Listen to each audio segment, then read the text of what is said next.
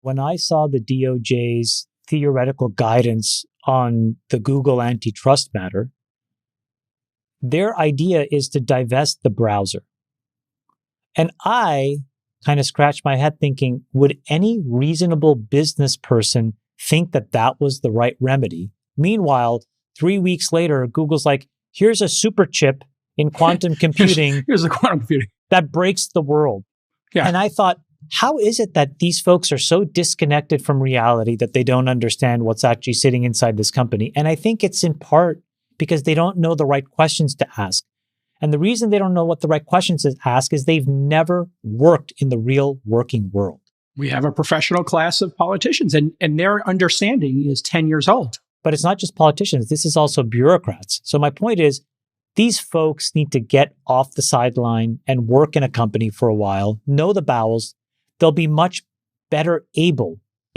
They burrow at this mid-level of an organization and they do exactly this, but it's not laid bare. Yep. So I'd rather be a transparent where some guy tries to take the government for $500 million and we castigate that person than what's happening today, which is you slip in the back door, you get paid $400,000 or $500,000 from a company, then you come back to the government, then you go back.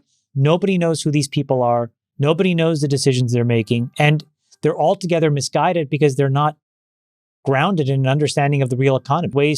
Or maybe they could have done better with the Black George Washington, or maybe they could have done better with YouTube. But the other side is they've been able to incubate and germinate these brilliant people that can toil away.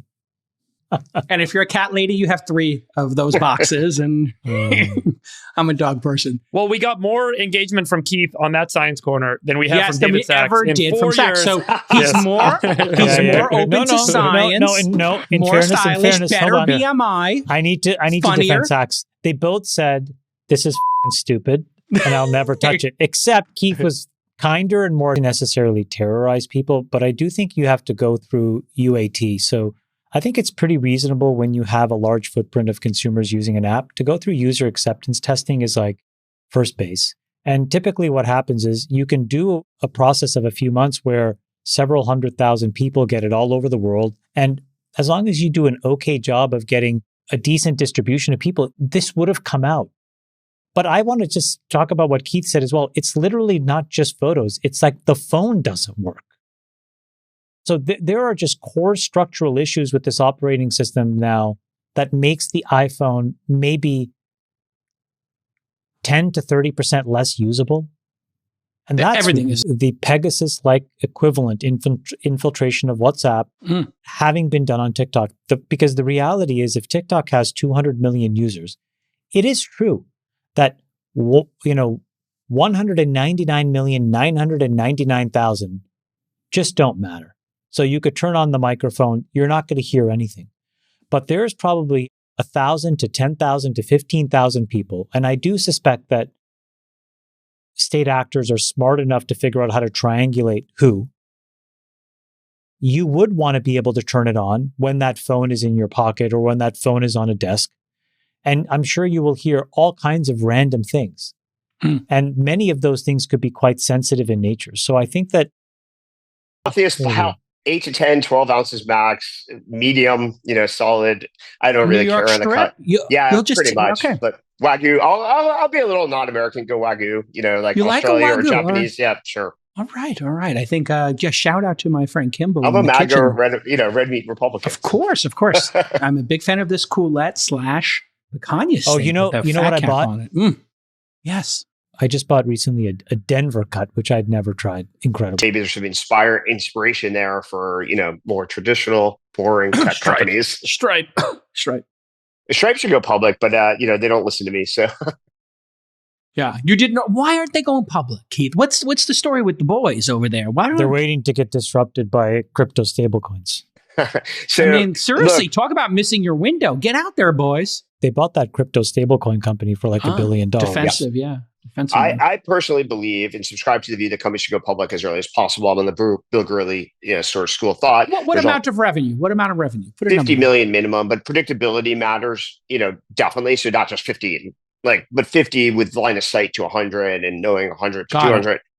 I wrote a whole chapter in Elon Gill's, high growth handbook on why companies should go public as early as possible. So I've been on this crusade forever. I like accountability, transparency, discipline. I think they're good things. And, there's a critique that like, oh, you're not going to be alternatives to most of the advantages, but not every company is going to be able to do that. It took a lot of effort, energy. And then the question is, would you substitute that energy into something else that might be higher value creation if you weren't creating the alternatives to a public structure? I think it's a great answer. Freeberg, your thoughts here on public markets, M&A, the end of the wrath of Lina Khan, and what we might see in the new year post-January 20th? I disagree with the conflation of Lina Khan into all this stuff too much. She's a big company, break apart kind of mandate. It has nothing to do with tech M&A, small, like the typical kind of deal flow stuff that I think you're focused on.